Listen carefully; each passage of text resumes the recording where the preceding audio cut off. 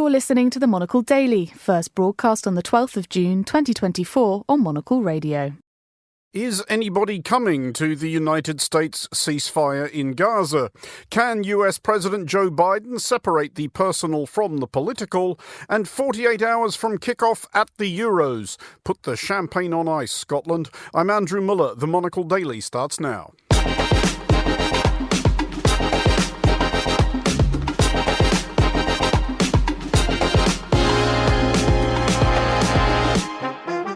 Hello and welcome to the Monocle Daily, coming to you from our studios here at Midori House in London. I'm Andrew Muller. My guests Yossi Mekelberg and Rebecca Tinsley will discuss the day's big stories, and our On This Day historical series will harken back to the times when Britain's put upon people could not rely on elections to evict complacent toffs from office. Stay tuned, all that and more coming up right here on the Monocle Daily.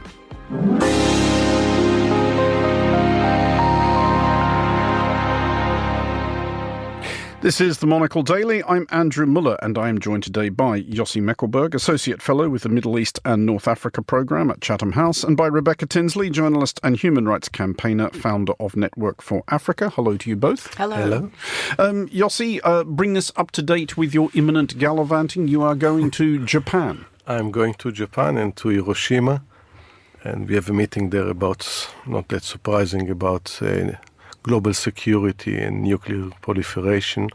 You know, they're committed there for obvious and historical reason to stop proliferation of nuclear and to emphasize that nuclear doesn't provide any more deterrence. It actually creates more tension and more threat to global security. I mean, we will be talking about the Middle East shortly, but is this a particular concern in the Middle East? Because there is always that idea that if Iran does get anywhere near a nuclear weapon, then Saudi Arabia, perhaps Turkey, might also think, well, okay then. Yeah.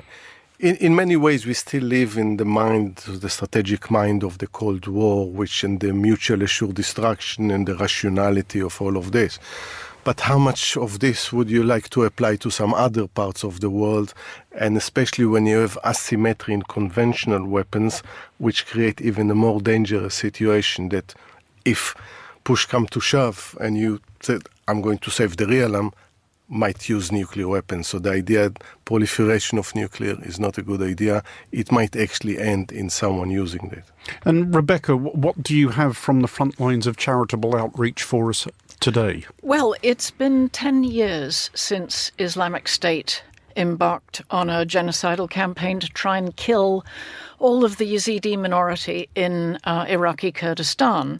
And as part of that sort of commemoration of this horrible event, a couple of young Yazidi women were in London just the day before Sunak called the election. And for reasons I still don't really understand, I am the chair of the Free Yazidi Foundation. And so I took these two young women around to meet politicians and to the Imperial War Museum and places like that. And both of these two young women, they were both 30, they had both been kidnapped, abducted by Islamic State, and they had been given to Arab families where they were held as slaves and raped every day for years until they escaped. Anyway, they now run the Free Yazidi Foundation in Iraq, which does fantastic work, I have to say. Anyway, we took them. There was a good and a bad to all of this. The good was that we went to the Imperial War Museum, where I'm pleased to say they're going to be doing an exhibition on sexual and gender-based violence.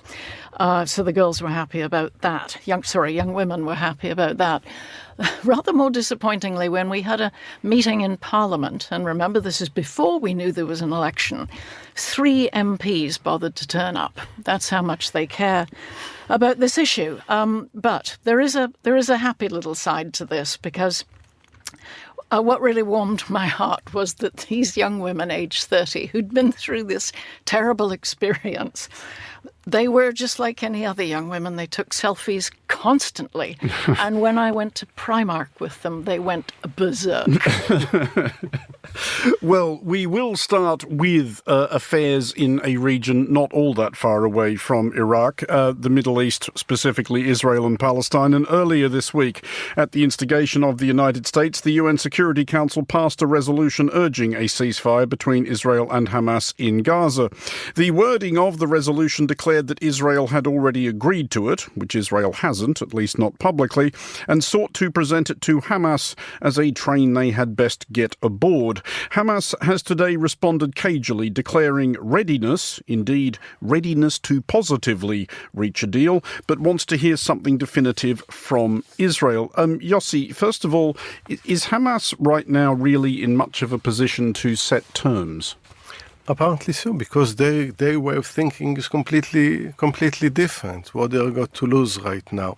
They really think the way that people, again, when we say Hamas, it's Hamas Gaza, not necessarily Hamas Qatar, Hania, and Mashhad. This is Yahya Sinwar and the more militant wing in Gaza. Correct. And in there, the way they see that, actually they managed to get Israel where they want, which isolated internationally, dragged into a never-ending war. There are protests in Israel, division within the Israeli society. Already the unity government is not a unity government anymore because Benny Gantz and Eisenkot left, and rightly so, by the way. So in the mind of people like Sinwar, probably that's where we want Israel, divided, isolated internationally, protest against Israel, ICC, ICJ. So if they prolong the war, and Israel is then more and more into the war in Gaza, and places that already been occupied and then left, then Hamas is going back to these areas like in Khan Yunis and Jabal and other places, and continue this guerrilla warfare. That's where Hamas actually feel comfortable. At the same time, you see, when they say they accept the agreement, they said they accept the agreement, but we want a few changes there.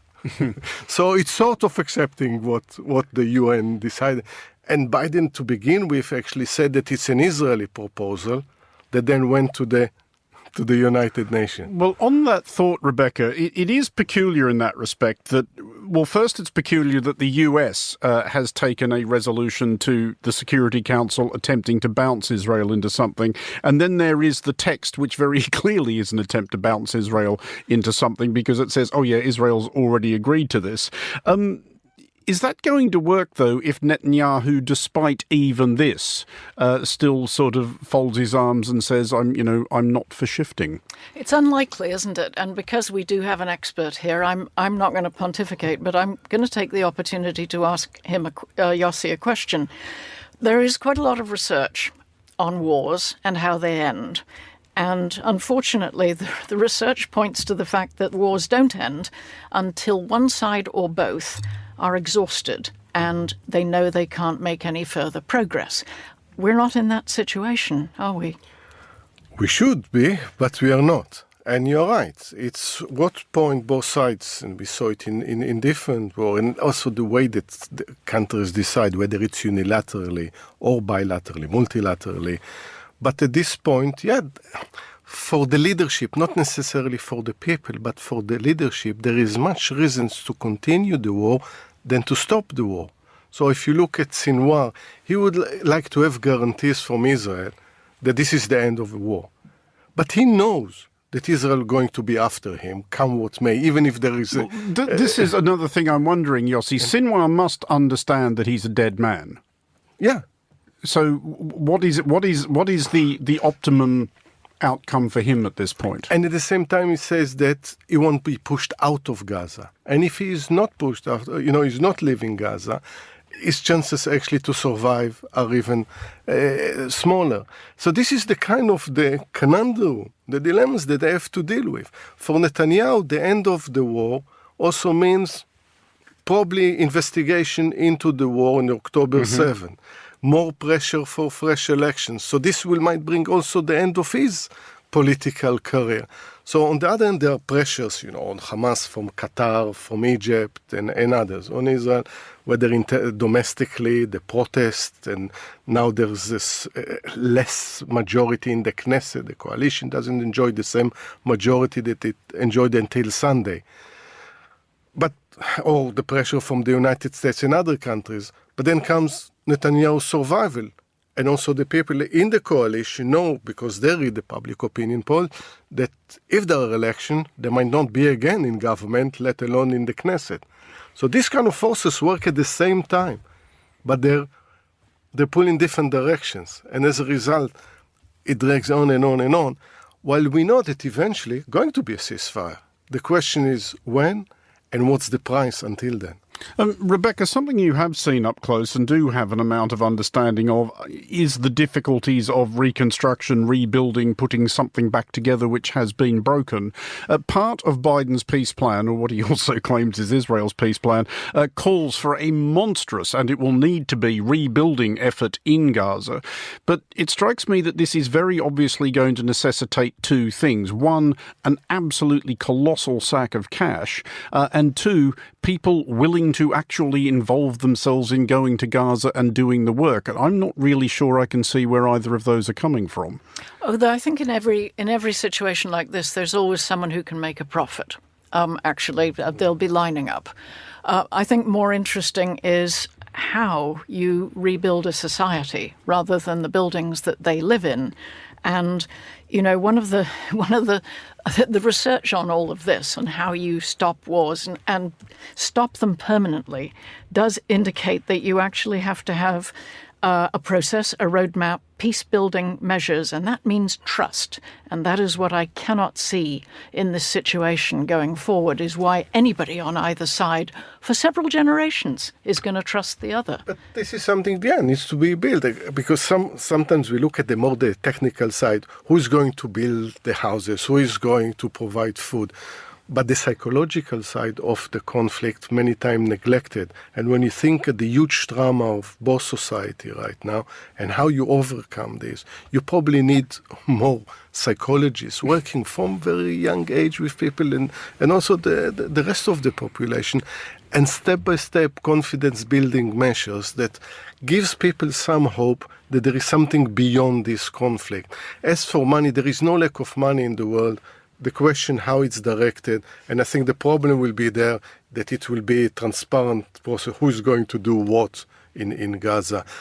And the most important thing, that it's, for the first time, will be tied to a political process, not just building and then few years later destroyed. They have to go. That's the hope, certainly. Yossi, just one more quick thing before we move off this. How big are concerns in Israel now about this war escalating in the north of the country? We, of course, saw that airstrike which killed Talib Abdallah, who I think is the most senior Hezbollah official or commander to have died so far. Hezbollah has retaliated with artillery and missiles. Is that something that could escalate past the point at which either Israel or Hezbollah really want it to? Could. It's a possibility. You know, bear in mind, for the last 8 months, the north of Israel is empty. And this is unsustainable, that, you know, you evacuate nearly 100,000 people, because Israel is a rich country. Displaced people are not, you know, in tents or not. They are actually in hotels, but this is not a way to live your life. Some of them want to go back. Some actually rethinking if they want to go and live so close to the Hezbollah. So at a certain point, government needs to make a decision. Can it allow the Hezbollah basically to blackmail it, to threaten that large part of the country is empty? Some will tell you, if you ask, for instance, the defense minister of Israel, that the priority should have been from the beginning not to deal with Hamas, but to deal with the Hezbollah. But another question for Yossi, though. Is it still true that Iran holds the purse strings of Hezbollah? And really, isn't Iran quite busy trying to sort out its own mess at the moment? At the end of the day, the Hezbollah is rather independent of Iran. There are strong connections, but it's not going to take orders from Tehran.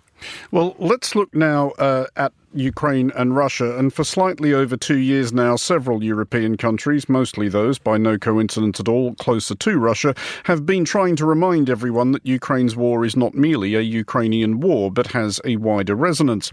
It turns out that there is a much more intimate international connection, though with countries rather further from the front line and on the other side. At least 20 Nepalese nationals, 16 Sri Lankans and 2 Indians have been killed in action wearing Russian uniform, having been, reports reports vary, enticed, coerced or duped into signing on for Vladimir Putin's special military operation. Rebecca, there have been reports that advertisements pop up on Indian Facebook offering the equivalent of 1,800 quid a month to come to Russia and work as a security guard, which to a lot of people in India will seem like a completely fantastic sum of money. But is this yet another realm in which social media could arguably be better regulated?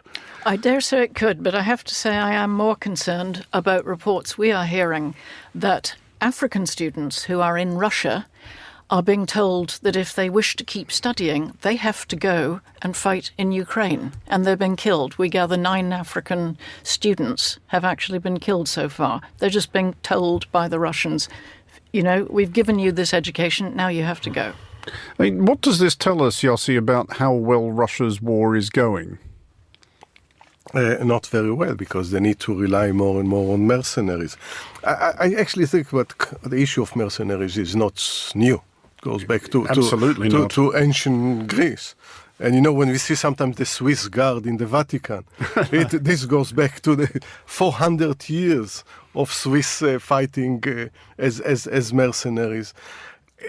It's, at the end of the day, it's a reflection of the inequality of distribution of wealth in the way. And if you come to some people and say, you know, risk your life and get a passport and get some money, and some people will do it. Some will look for adventure. But most people will go just because there is money that they can't, you know, they look after their families. From Russian point of view, it's also a reflection that many young Russians avoid joining the military. And whenever they try to draft them, some just don't go, rather go to jail or disappear instead of serving in a war they don't believe in. Rebecca, reports do suggest, though, that among the blandishments offered certainly to people from India, Nepal, Sri Lanka and elsewhere in South Asia, is a Russian passport. But is that actually a better thing to have than an Indian passport at this point? Seriously? No, probably not.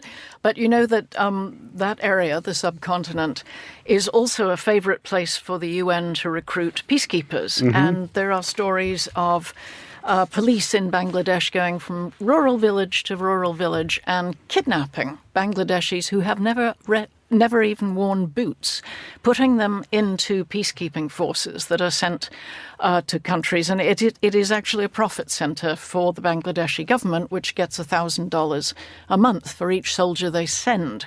There was a story I heard from General Romeo Dallaire, who was the UN peacekeeping commander in Rwanda, and he said that he had a whole bunch of these poor Bangladeshi boys arrived, and on the first morning when he drilled them, he got them all standing in the square, and he said, "Attention!" and half of them wet their pants. Well, he is a burly, imposing figure, General Dallaire, and I've only spoken to him on Zoom.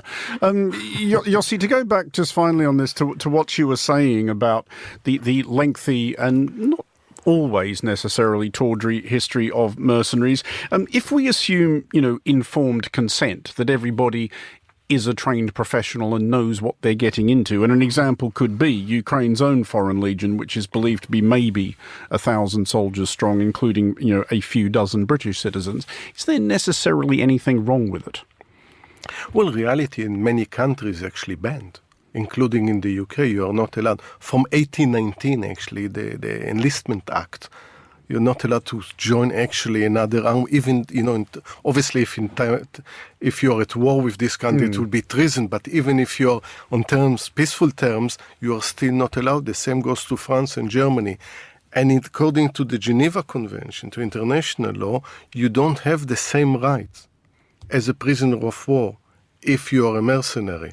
So I think we take as an international community a dim view of all the idea of mercenaries, because at the end of the day, if you're joining a mercenary, it means if this is your job, you also look for wars all the time, and it encourages war. But it's not only that. Also, the United States had this kind of basically companies, as we know, for instance, contractors, contractors that they're type of mercenaries. So it's not confined only to one part of the world. Well, to the United States, which is continuing to spoil appreciators of legal precedent. Following very shortly on the first criminal conviction of a former president, we have now been treated to the first criminal conviction of an incumbent president's child. Hunter Biden, hapless son of Joe, quite possibly faces prison after somehow finding a way to get into trouble buying a gun in the United States. While it seems unlikely that this development will shift a single vote, it will doubtless take a toll on a president with sufficient to be getting on with, i.e. leading the free world, running for re-election, attempting to save his own country from its self-destructive fascination with a mentally ill conman from Queens, and so forth. Yossi, first of all, is this actually going to make any difference to the way a single American casts a vote, and arguably should it? It shouldn't, because I think there is different cases between Trump. Trump was convicted. This is the son of the president. Who is not seeking public office. It's not seeking public office.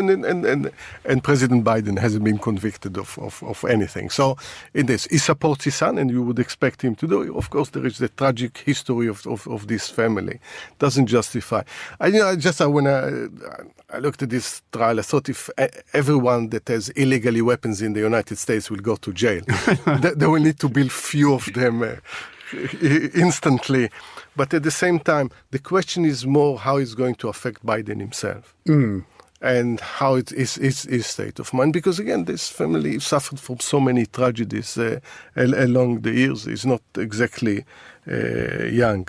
And I think you look at all this election, there is the world unprecedented in so many ways. It's, when it comes to age, it's, as far as I know, it's the first time that there are two candidates looking for second term at the same time. So they have some unresolved issue there, and also the kind of the personalities. Now, together with this is all the kind of that constant dealing with trials. When, in my very boring life, I'm looking into public opinion polls, and I see what actually American cares about. So they care about whether they can, Democrats and Republicans to work together. They care about the affordability of healthcare. Actually, surprise, drug addiction. You look at all of this, all the polls. When it comes to foreign affairs, comes about extremism, radicalization. And if you look at the headlines about what happens, it's all about whether it's Trump in there or whether it's Hunter Biden in we did want to broaden this out a bit, Rebecca, to talk about whether or not we think enough about the toll that public life takes on the people who seek it and who do it. And at this point, we are going to out you to our listeners as somebody who has actually sought such a role. You have campaigned for office. Yeah, I twice stood for Parliament in the 1980s in Britain. Unsuccessfully to the and that is frankly the loss of 1980s Britain. But did you find even that limited exposure to what seeking office entails to be unduly stressful? Well, let's be honest. Joe Biden is not a normal person, and most people in politics are not normal people. They have really outsized egos, and I really don't think Biden will be affected by this. And frankly, this it's not unusual for the children of politicians to be a little bit messed up, because frankly they don't get enough attention. If you look at the rate of suicide among the children of politicians, it is considerably higher than the norm. And I do wonder how compatible it is being a politician and being a good father or mother. But anyway, be that as it may, I stood twice. The 6-week campaign for Parliament is a walk in the park. That's nothing. What is far more difficult is what I did in each case, which was for 2 years to nurse the constituency before the election.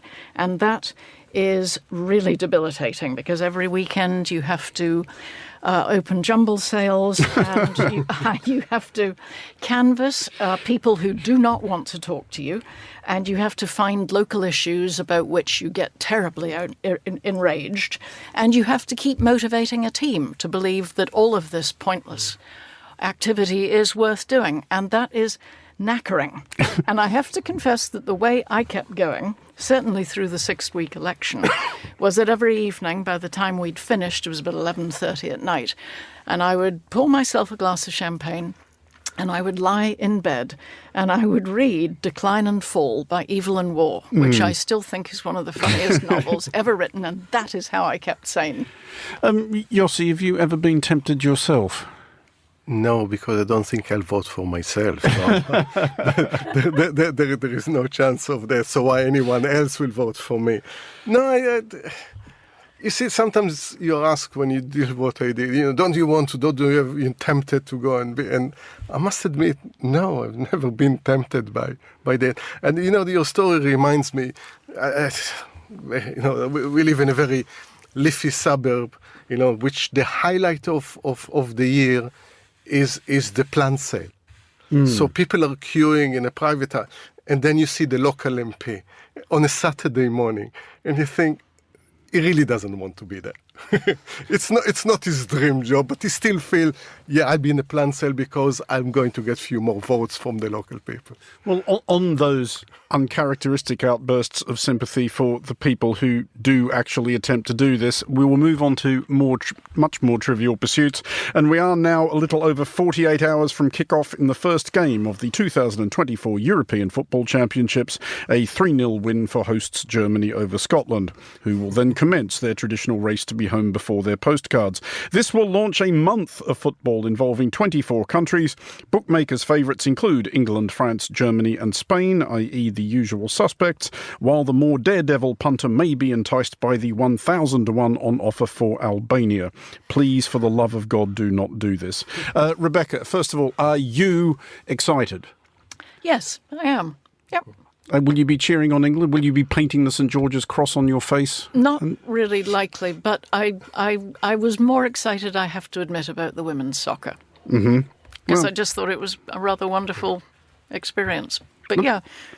It was a tremendous tournament. What we were wondering, just to follow that up, Rebecca, was do we think that it does the collective consciousness good to invest in a global event which isn't something terrible? Now, I realise that the Monocle audience is made up of very sophisticated cosmopolitan masters and mistresses of the universe, but for a lot of people, the point about a thing like this, or a festival or whatever else may happen in our summer, Wimbledon or whatever, is that it punctuates a life that may consist of rather boring jobs. And it also is something bigger than us that can bring us all together. So I'm really in favour of this. I am a huge fan of the sporting tournament generally, the big international global event. I'm really excited about the fact that not only do we get a European Football Championships this year, we get an Olympic Games as well, and I plan to get massively over-invested in the sprint canoeing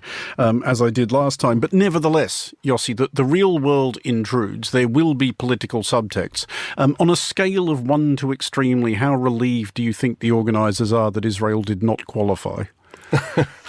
11.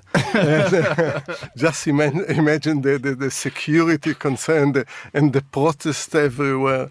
We just were happy to see that the Israeli Film Festival in London, that I don't know how many of you heard about it, just went under the radar and managed with very few protests and demonstrations right now. But I think, obviously, in a way, sport brings people together, but it's very nationalistic nevertheless, because you want your team to win, and it's very tribal, whether it's local. I know everyone gets excited with local. Maybe I shouldn't confess that I'm a QPR supporter. and Saturday afternoon or Tuesday evenings in cold Loftus Road can be a bit lonely and disappointing. But I love actually the kind of the very parochial tribal of, yes, this is West London there in Loftus Road. But then come, of course, the big tournament and you watch all of this.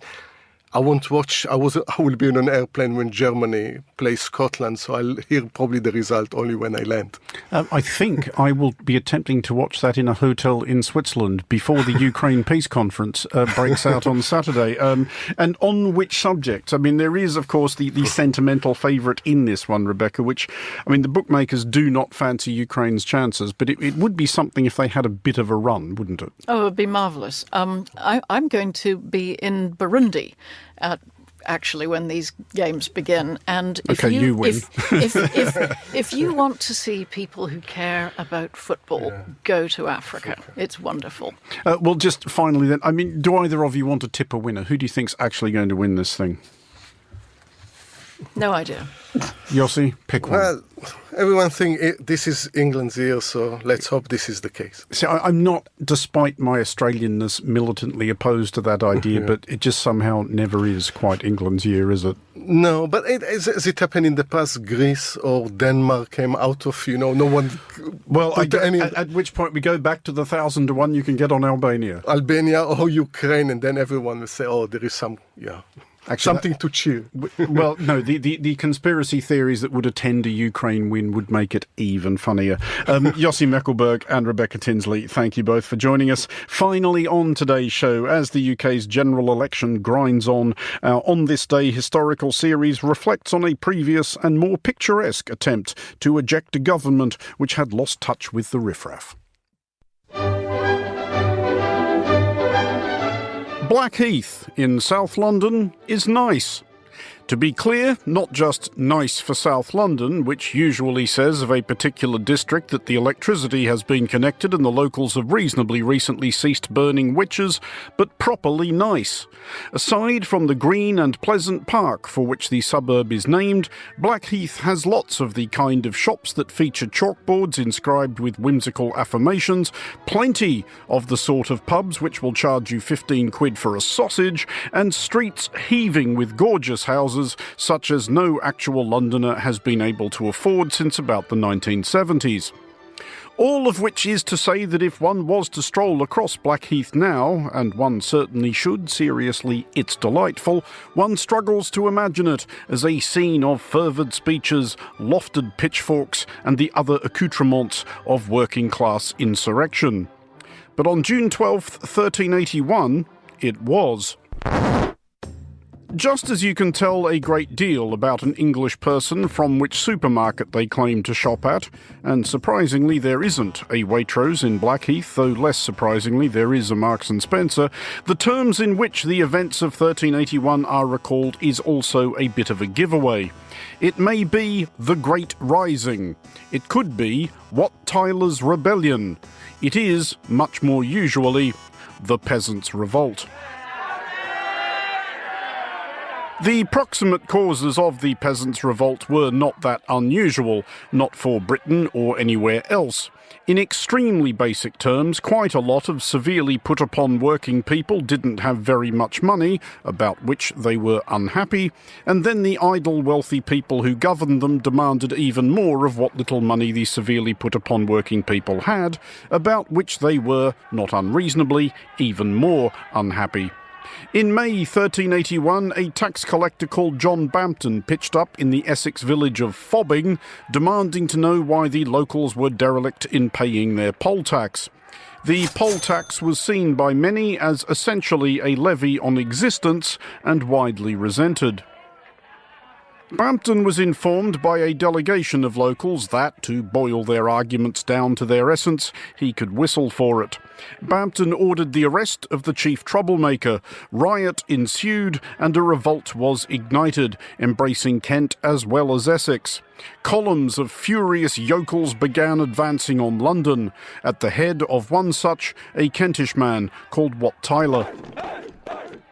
By the time Tyler's rebels reached Blackheath, they had captured Canterbury and other settlements en route, meting out distinctly 14th century justice to suspected accessories to their oppression. On Blackheath, the rabble was roused by John Ball, a firebrand priest, and so far as authorities were concerned, a massive pest, which is why they kept locking him up. He'd been sprung from the clink in Maidstone by the mob to whom he spoke on this day 643 years ago. I exhort you to consider that now the time is come, appointed to us by God, in which ye may, if ye will, cast off the yoke of bondage and recover liberty. Enthused, the rebels marched on London.